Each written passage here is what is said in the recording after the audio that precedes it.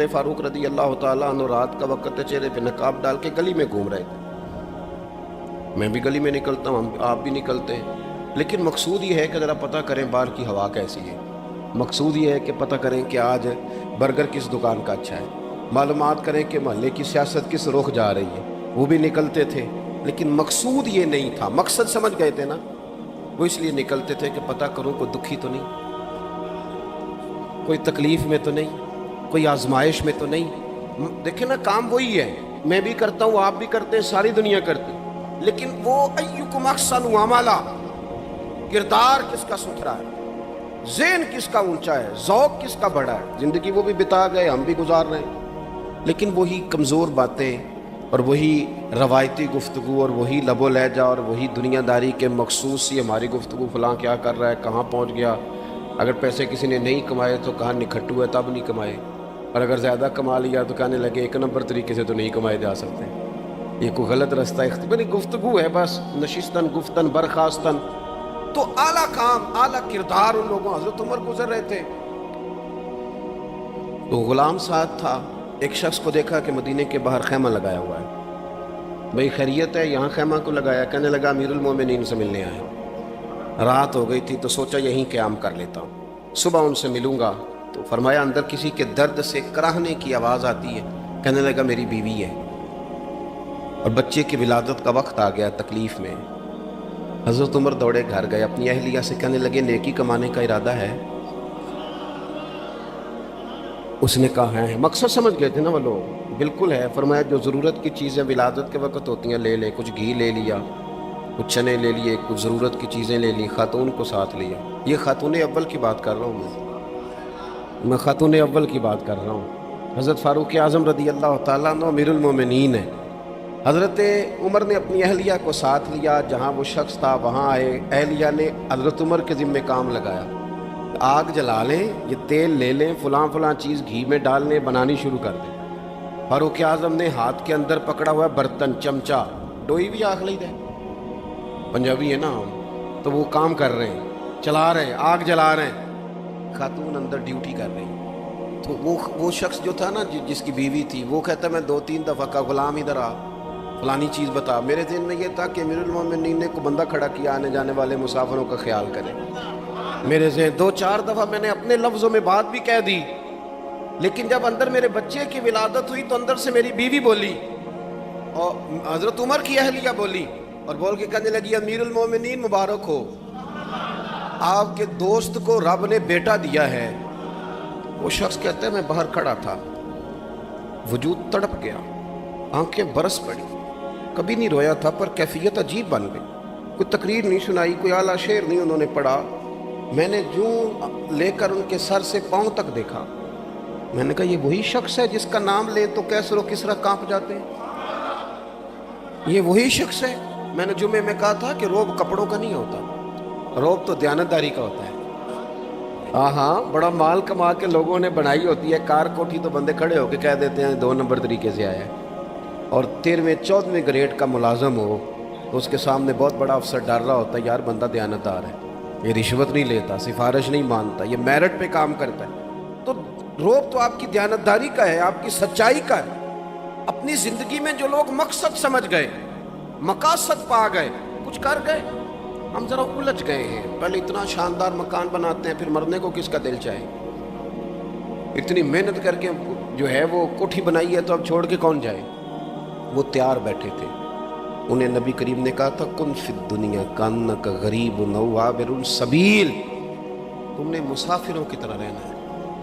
او میرے بھائی, کبھی دیکھا ہے ایئرپورٹ پہ مسافر لڑتا ہو کہ میں نے یہ جگہ خریدنی ہے؟ اسے پتہ ہے کہ ابھی فلائٹ آنی ہے, میں نے تو چلے جانا ہے. ریلوے اسٹیشن پہ جو جگہ ہوتی ہے وہ خریدنے کے لیے لوگ رٹا نہیں ڈالتے, انہیں پتہ ہے پہلی ٹرین سے چلے جانا ہے. بس سٹاپ پہ جھگڑے نہیں ہوتے کہ یہ کرسی میری ہے, جانا جو ہے مٹی دیں تے مٹی رہنے. ایویں کادی بلے بلے, اج مٹی دے اتے بندے آتے کل مٹی دے تھلے. اتنا زیادہ مقصد نہیں نا, جب سمجھتے تو بے چین ہے, بے قرار. بعض لوگوں نے اتنے پیسے جمع کر لیے کہ اتنے کھا نہیں سکتے, اتنی ضرورت نہیں, لیکن اس کے باوجود ہے کہ وہ دوڑ ختم ہونے کا نام ہی نہیں لے رہی. حضرت صدیق اکبر رضی اللہ تعالیٰ عنہ امیر المومنین ہے، بادشاہوں کے بڑے بات ہوتی ہے۔ ہمارے ملک میں ایسے بھی بادشاہ گزرے ہیں کہ جو سفر پہ جاتے تھے تو خانسامے میں بھی لے جاتے تھے، باورچیوں کو بھی لے کے جاتے تھے کہ کھانا میری مرضی کا ہونا چاہیے۔ حضرت ابوبکر صدیق نے پانی مانگا، امیر المومنین، تو صحابہ نے نہ شہد ملا پانی پیش کیا۔ کوئی اتنی لمبی بات تو نہیں، لیکن صدیق اکبر رو ہی پڑے، اور اتنا روئے کہ ہجکیاں بن گئی۔ لوگ کہتے ہیں پتہ نہیں تھا کس بات پہ رو رہے ہیں، پر ہم بھی رو پڑے۔ حضور آپ کیوں روتے ہیں؟ تو آپ فرمانے لگے یار مجھے آسانیوں میں مبتلا کرنے لگے، مجھے ان دنیا کی لذات میں الجھانے لگے ہو۔ میں حضور کی بارگاہ میں بیٹھا تھا، اللہ کے رسول فرما رہے تھے پیچھے ہٹ جا، پیچھے ہٹ جا، پیچھے ہٹ جا۔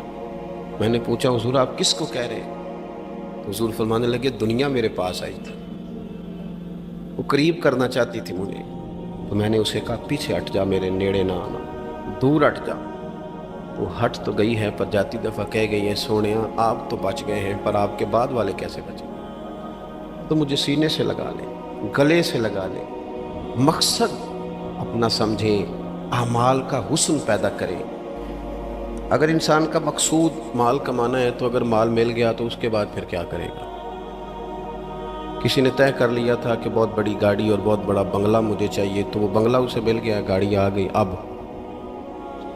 تو مقاصد چونکہ طے نہیں ہوتے، تو جو چیز انسان چھوٹا سا مقصد طے کرتا ہے وہ اسے حاصل ہو جاتا ہے۔ میں نے ملک سے باہر جانا ہے، گھر سیٹ کرنا ہے، ساتھ والا پلاٹ لینا ہے، ہو گیا سارا کچھ، تو اب وہ پھر انسان بے چین ہو جاتا ہے، پریشان رہتا ہے، کہتا ہے سمجھ نہیں آتی مطلب مقصود کیا ہے۔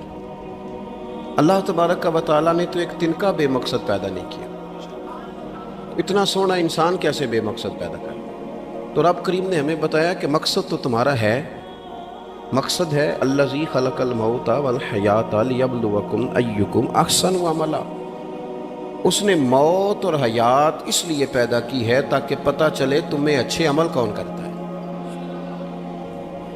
تم کس قدر زیادہ اپنے رب کی عبادت کرتے ہو، کس قدر زیادہ حسن اخلاق کا مظاہرہ کرتے ہو، کس قدر زیادہ لوگوں کی خدمت کرتے ہو، کس قدر زیادہ تم دین کی تبلیغ میں، اشاعت میں، ابلاغ میں، ترویج میں کردار ادا کرتے ہو۔ با مقصد تمہیں بنایا، با مقصد اچھا ترین عمل تم میں سے کون کرتا ہے؟ اس لیے موت اور حیات پیدا کی تھی کہ تم نے ستھرے سے ستھرے اعمال، بہتر سے بہتر کردار، اعلیٰ سے اعلیٰ تمہارا انداز زندگی۔ دیکھیں ہم نے لوگوں کے ساتھ مل کے رہنا ہوتا ہے، بہت ساری چیزیں ایسی ہوتی ہیں کہ جو تکلیف کا سامان بنتی ہیں۔ اب انہی لوگوں کے ساتھ اللہ نے ہمیں مل کے رہنے کا حکم دیا، ان کے حقوق ادا کرنے کا حکم دیا، تو ساتھ ساتھ نہ درگزر کا بھی کہا، معافی کا بھی کہا۔ جب انسان معافی کر دینے والا ہو جاتا ہے، درگزر والا ہو جاتا ہے، تو پھر وہ بڑا ہو جاتا ہے، بڑے دل والا ہو جاتا ہے، بڑے حوصلے والا ہو جاتا ہے، بڑے ضرب والا ہو جاتا ہے، اس کی زندگی حسین ہوتی۔ تو یہاں آئے تھے کچھ کام کرنے، وہ جو ہم نے مقصود بنائے تھے نا، مطلب اچھے کپڑے، اچھی دنیا داری، اچھی گاڑی، اچھا موبائل سیٹ، وہ چونکہ مقصود نہیں تھا تو ان چیزوں کے حصول کے باوجود بھی لوگ پریشان ہیں۔ مقصود یہ تھا کہ بہترین عمل، سونا عمل، اعلیٰ ترین عمل میرے رسول پاک صلی اللہ علیہ وسلم کے غلاموں نے نا وہ عمل کر کے دکھایا۔ اعلیٰ ترین مزاج رکھتے تھے اور اعلیٰ ترین خدمت، یعنی لوگ ان کا کردار دیکھ کے نا، کردار اور عمل دیکھ کے، ہم تو لمبی تقریریں کرتے ہیں، باتیں کرتے ہیں، بڑا کچھ بتانا پڑتا ہے، لیکن وہ بس تھوڑا سا نا لوگ ان کے پاس اٹھتے بیٹھتے تھے، آتے جاتے تھے، اتنی دوڑ ہے کہ آگے بڑھ کے اور لینا ہے اور لینا ہے، حال میں مزید کا رٹا، وہ سمجھ گئے، ہم نا اڑے ہوئے۔ بہت سارے لوگ ایسے ہیں جنہیں صحیح بات کا پتہ چل گیا ہے، وہ فیصلہ کرنے میں دیر کر رہے ہیں، انہیں سمجھ آ گئی ہے کہ بہتر یہی ہے کہ میں وقت پہ مسجد آیا کروں، انہیں سمجھ آ گئی ہے بہتر یہ ہے کہ سویرے اٹھ کے نا واٹس ایپ بعد میں دیکھوں، پہلے قرآن پاک کی زیارت کر لیا کروں۔ سمجھ انہیں ہے، سمجھ ہے کہ باتیں زیادہ کرنے سے بہتر ہے درود و سلام زیادہ پڑھا جائے، پتہ انہیں ہے، وہ فیصلہ ہی نہیں کر رہے، ارادہ نہیں بنا رہے، توجہ نہیں کر رہے۔ جب بہت زیادہ بندہ دنیا داری میں الجھ جاتا ہے نا، بہت زیادہ، آسانیاں تو بندے کو جینے نہیں دیتی۔ پہلے انسان کہتا ہے کہ موٹر سائیکل ہو جائے نا تو چلو سفر آسان ہوگا، پھر موٹر سائیکل کہتا ہے ٹائر 2 ہیں، 4 ٹائروں والی ہو نا، چلو مہران ہی ہو جائے خیر ہے، لیکن مہران میں بیٹھتے ہی اسے خیال آتا ہے کہ اس کی تو سیٹیں تنگ ہیں، پھر اس سے بڑی گاڑی چاہیے۔ یہ روز دوڑ ہے، بانج فقیروں کسے نہیں ماریا اے ہوئی چور اندر دا، یہ دوڑ ہے، یہ ختم۔ حضرت ابوبکر صدیق رضی اللہ تعالیٰ عنہ امیر تھے، ہمیں تو نا جی ایک سے ایک کھانا، اور آج یہ نہیں کھانا، آج میری مرضی کا کھانا، یہ میری مرضی کا، یہ میرے بچے کی مرضی کا، یہ فلانے کی مرضی کا، وہ خواہشات کا انبار۔ اور نفس بچے کی طرح ہوتا ہے، خواہش پوری کرو تو فوراً ہی دوسری بھی بتا دیتا ہے، دوسری پوری کرو تو تیسری کی بھی خبر دے دیتا ہے۔ ہم نا کیونکہ الجھ جاتے ہیں، پھر وہ الجھاؤ ہمیں باہر نہیں نکلنے دیتا۔ اگر تھوڑا تھوڑا کر کے، میرا مطلب یہ ہے کہ زندہ رہنے کے لیے روٹی کھانی ہے نا، مثلا روٹی کا لطف کتنی دیر ہوتا ہے، جتنی دیر منہ میں چباتے ہیں، اس کے بعد ختم۔ تو کپڑا تو پہننا تھا بدن چھپانے کے لیے، اس میں وہ کدھر سے آ گئیں ساری کہانیاں جو آج بن گئیں۔ اور اتنے میں نے عجیب و غریب نظام دیکھا ہے کہ نوجوان ہے، اچھا بھلا سیاںا آدمی، کپڑے اس نے تازے سلوائے ہیں، اور 99 لوگوں نے کہا صحیح لگ رہا ہے، تو صرف ایک نے کہا نہیں ٹھیک لگ رہا ہے، وہ پریشان ہو جاتا ہے، کہتا بھی اس کا کچھ کروں۔ کیوں؟ اس لیے کہ یہی سارا مقصود سمجھ لیا ہے، کپڑے پہننا، اسی میں الجھ جانا۔ میں اکثر دوستوں سے کہتا ہوں، میں خود کسی دوسرے کی بات نہیں کرتا، بہت زیادہ عمر نہیں میری، میں خود جایا کرتا تھا، شادی کوئی آ گئی تو 2-3 دن پہلے ابا جی کہتے تھے پرانے جوتے کچھ گنڈوا لا، کچھ پالش کرا لا، توڑے میں ڈال کے جانا موچی کے پاس، اس نے کچھ سیٹ کر دینے۔ اب کہاں رہ گیا جی یہ کام، چھٹی نہیں ہو گئی، اب کون سا ایسا سلسلہ ہے؟ وہ جو کہیں سے کپڑا تھوڑا پھٹ جاتا تھا نا، تو اماں اس کو اس طرح پیوند کراتی تھی کہ ڈیزائن بھی بن جاتا تھا اور کام بھی چل جاتا۔ کدھر گیا وہ دور؟ لیکن تکلیف دیکھ لیں، آج پہلے سے زیادہ ہے، لڑائی پہلے سے زیادہ ہے، آزمائش پہلے سے زیادہ ہے۔ کیوں؟ جتنی بھی خواہشات آپ بڑھاتے جائیں گے نا، مقصد فوت ہوتا جائے گا۔ جتنی بھی مقصود سفر کرنا ہے، گاڑی دکھانا تو مقصود نہیں ہے، لیکن ہمیں وہ والی گاڑی چاہیے کہ لوگ ایک دفعہ انگلی منہ میں ڈالیں کہ وہ خود اس گاڑی پہ بیٹھا ہوا ہے۔ ہم مقصد سے پیچھے ہٹیں گے جب پھر تکلیف میں آئیں گے، پھر آزمائش۔